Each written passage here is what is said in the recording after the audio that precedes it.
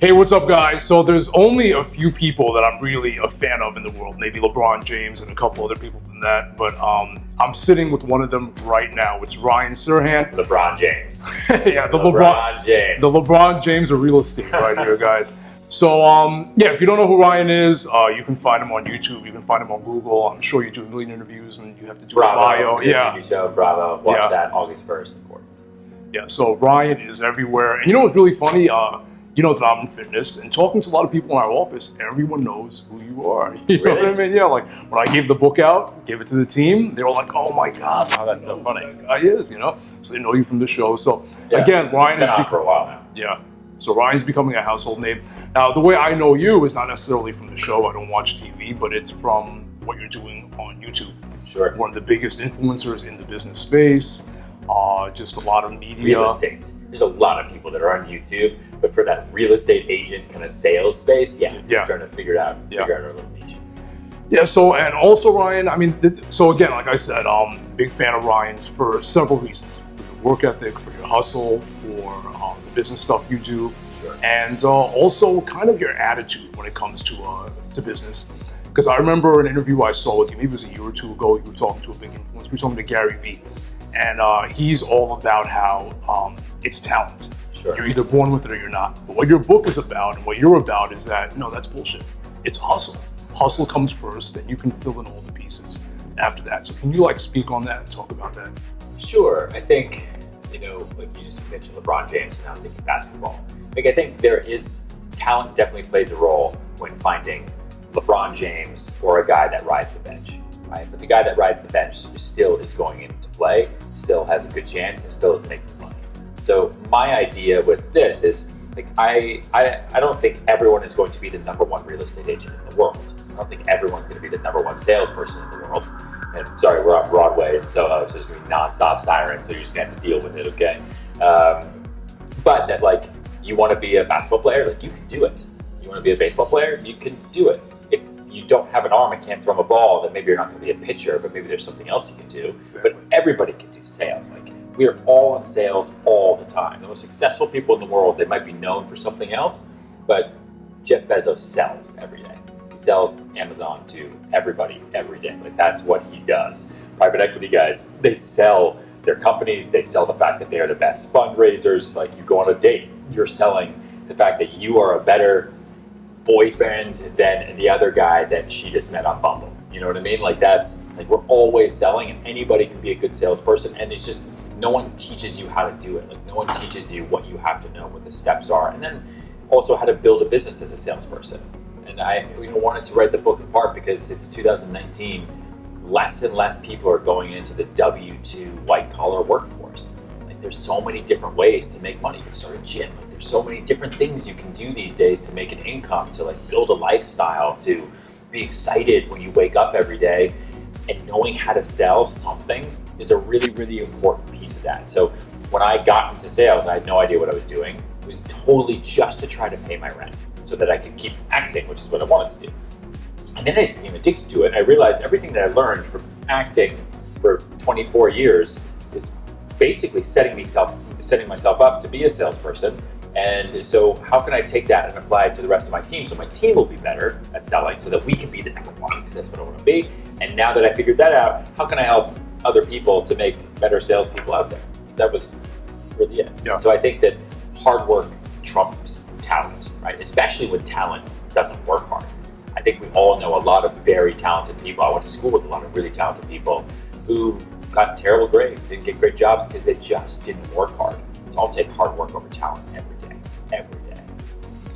Yeah, and one thing you pointed out that I think people don't get enough is that everybody is in sales in some way or another. And salespeople get a bad rap because we only see people that are bad in sales. But when you're great at sales, you're probably selling me. Guys, I wouldn't be surprised if I buy something from Ryan one day after we sold 100, 200 locations. You know what I mean? Yeah. So you're always selling. And when you meet great salespeople, great lawyers, you don't know you're being sold. You don't know you're being sold. Yeah, man. What I always say is everybody, no one likes to be sold, but everyone loves to go shopping with a friend. Right? People, you love internet shopping, you love clicking on things, you love seeing it. back when people used to go to malls all the time, you'd go with your friends, go to the mall, you'd like talk to salespeople, looking at shoes. But when someone comes into you and it's like, hey, do you like this? Do you want this? We have a 2-for-1 special. You're like, oh my God, get away from me. But when they're helping to try something on, they're like, dude, that checkered shirt looks awesome on you. Where'd you get your Apple Watch? I just got mine. All of a sudden, you're making friends with someone, talking about things that you have in common. Next thing you know, you're buying a scarf, a hat, earmuffs, everything. You're like, holy shit, they just sold me. I have no idea how that just happened. Yeah. Like those are, and everyone's selling you. Like, you know, if I walked into a pharmacy right now, the pharmacist would probably come to me and say, you look like you've been in too much sun. And I'd probably say, I just got back from Greece. My wife and baby are there. And be like, yeah, well, maybe you should get some suntan lotion over here and some hydrocortisone in case you get burned. Now, before I know it, fucking pharmacist is selling me stuff, and they're supposed to just fill prescriptions. And part of that is another thing that I think that I just love contrarian people, the people that talk against the norm, and that's a lot of what you talk about. And these days, when it comes to sales, I think people talk about people being pros. Yeah. They don't pay attention to their appearance, whether it's their health and fitness or just what they're projecting. Sure. Now, you're on TV, you obviously have to look a certain way, but it has a piece in the entire strategy. Yeah. Taking care of yourself, the way you look, and a lot of stuff I've done with trainers in the past. A trainer will be looking for something tactical. Meanwhile, you just look, everything is just wrong about you.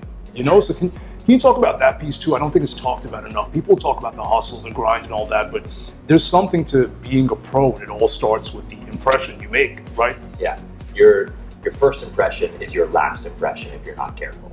Like I wear, today's Friday and it's hot, so I didn't wear a tie or my suit jacket, but like I don't wear a suit and tie because it feels good against my skin. Like I do it for you. I do it for the clients that I meet because it's a sign of respect. I honestly believe that. Like it's a show of respect. That's why people do it. It's, I woke up this morning, I showered, I got ready, I put on my suit because I know I'm going to meet you, and I think it's a good thing for us. This whole idea that you can make everything so casual and it's chill, just be yourself. It's fine, but like I don't like going into meetings with people who look like they just rolled out of bed. Like if you can't give respect to yourself, if you can't take care of yourself, if you can't get yourself healthy, then how are you going to take care of me in whatever it is that we're talking about, whether it's your personal trainer or your real estate agent? A big part for me is when I meet with clients, they know that I'm on top of my shit personally from 4:30 in the morning, so that when I meet with them, they're like, okay, well, if he can do that for himself, then he'll be able to show me an apartment. He knows what he's doing. And it's fitness has become such a big thing in part because of social media, but and it's this whole show off culture. But it's really about getting your mind right and knowing. For me, and I talk about this a lot in the blog on YouTube, but I work out every morning because I like to be up before everybody else. I like to send emails out for when everyone else is still sleeping. It's kind of like that. It kind of gets me going, gets my adrenaline going.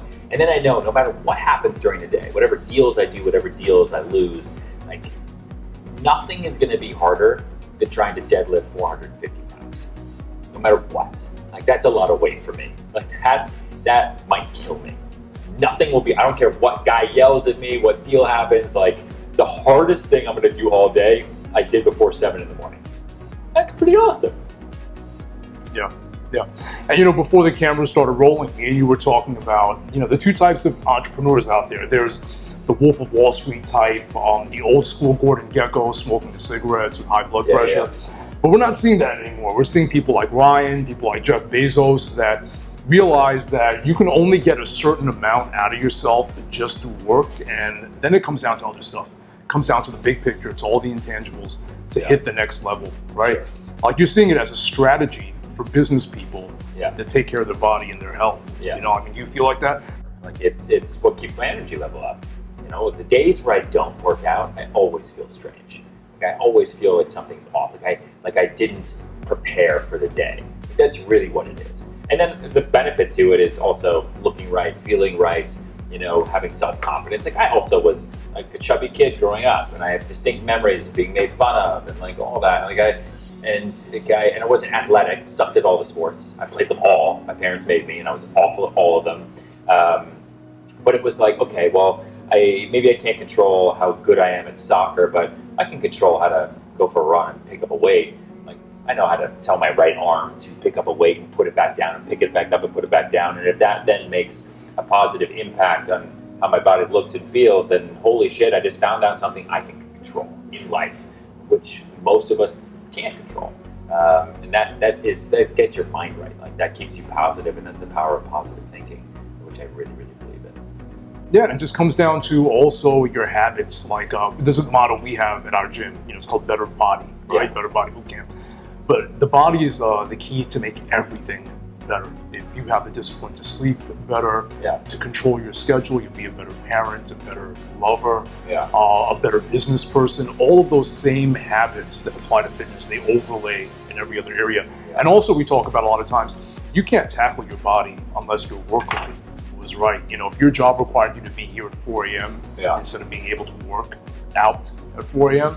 So so again, I guess that was just my little rant. I know you guys want to hear what Ryan has to say, but he's a perfect, again, the reason why we're here, the reason why we wanted this interview with Ryan is because he's a perfect embodiment of that just the body and the mind, everything. Because again, like you spoke about it, you really talk about how like fitness is the biggest thing. It's your anchor in your life, right? Yeah. I mean, it has been for a really long time. It just like feels weird when I don't, and when I'm not active. And most of us these days in 2019, which is the future, like most people are at desks or in cars all day long. We're very like sedentary now. We don't all have to go work the fields to make a living anymore. Like there are machines that do that, and there are other people that do that all over the world. So like I remember when I was in high school, like my job, my summer jobs and my jobs to make any money in high school through college was as a contractor's laborer. I worked for a company called Testa Building and Remodeling outside Boston, and I would do like demolition work. So, we'd be redoing a kitchen, so I'd be putting all the old kitchen into trash cans, and I'd get them as heavy as possible, and I'd pick them up and put them on my shoulder, and I'd do roofs and carry 80-pound bags of shingles over my shoulder, up and down, and like it would be so exhausting, but like it was good, because it was like all right, I wasn't sitting at a desk all day long. Now I'm sitting at a desk, or I'm walking in and out of apartments, but not at a brisk pace. I'm in the back of a car all day long. So it's like that gym thing is something where I can actually like improve on. And it's good to see like, oh wow, I got stronger. I actually did an extra rep this week. That's pretty crazy. I wonder what contributed to that. Maybe it was the sleep, maybe it was my diet, maybe it was this. And like watching your body change. It's like we only have one. I don't understand. We only have one body. It's the only body I'm ever gonna get. So they figure out how to do face off, and then like things will be different. But like for right now, like this is the only body I have, and I better take good care of it, because it's like we talked about, this is my first impression. Literally my first impression to every single person I meet. All right, Ryan. So we were talking about it, that it just feels like you're just getting started. We have the book here. Anyone that wants a copy, let us know. We have a lot of copies of the book. And you bought 100, right? Yeah, we bought 100, yeah. Yeah, you really like reading. Huh? Yeah, we love it, yeah. So our team got one, but we have about 50 copies left. So guys, best comments gets a book. So yeah, it feels like you're just getting started with the stuff you're doing on YouTube, with the shows, and you're adding shows. So what's the big thing? Like what's happening? What's cooking with you in your world right now? We just took the book and turned it into an online course for salespeople and real estate agents. So that'll go live on August 15th on my website, ryanserhant.com. And that's something people told me to do for a really long time, and I just never had the time, nor did I ever think that I'd be able to put something like that together. But we did. It took a long time to do it. It took like a year, and finally now it's coming out next month. So that's a big thing that we're doing now, is promoting that and pushing that out to salespeople and real estate agents. And that's 42 classes and workbooks and worksheets. So we put that all together, and then you can take it online. So what I'm trying to do is build there's only so many people I can meet in a given day. Like I have a big team, but there's only so many team members I can meet, right? And so how do I build a community of good salespeople? How do I build a community of good real estate agents who have my same hustle, drive, and work ethic? And how do I have that community be worldwide?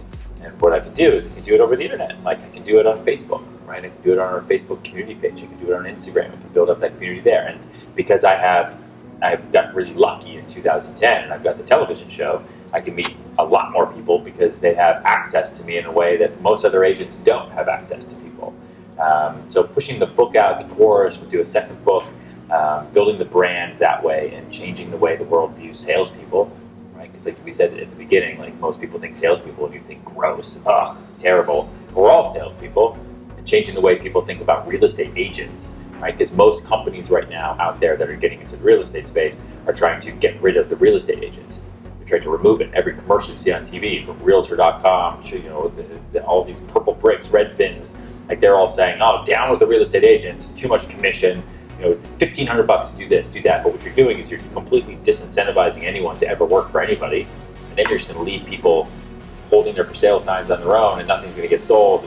Valuations are going to go down. It's going to be a problem. So I want to counter that as well. That's really what's on like the next 24 months. Yeah, guys. So if you guys want to know how to sell it like Serhant, right? You have the course that Ryan just released, and then he's got a million other things. You know, I'm always learning a lot.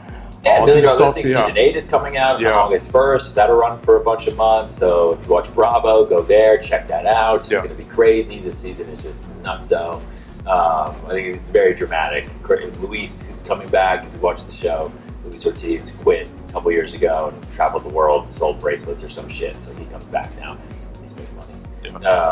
And I had my baby on the show this year. So there's a lot, you know. I try to do more every year that I did the year before. Like that's how I know that even if I sold less, like as long as I did more, like I figured out more. Like my biggest fear in life is wasted potential.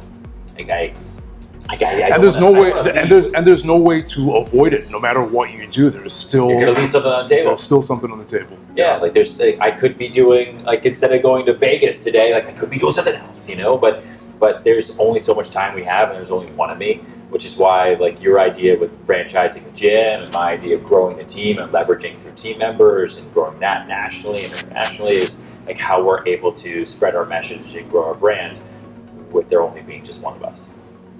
All right, man, so I got a few things for you. Well, first off, when we talk about personal care, got you a little something in that area, all right? You use a heart rate monitor now? A what? A heart rate monitor? No, I haven't. No? It's the best one. Is it? Yep. So when we use in our gym, so you can hook it up with your app. You can, get a community going with that. Really good. Better than the Polar thing. All right, so you're gonna love that. Just wrap this around your chest. Yeah. Awesome. And, clothes. And clothes. You could always use more clothes. All right, so better everything, like we talked about. Better everything. Yeah, it might be pre-worn, but pre-worn at the gym. Yeah. It's great. More better everything. I love this better everything. Yeah. That's cool.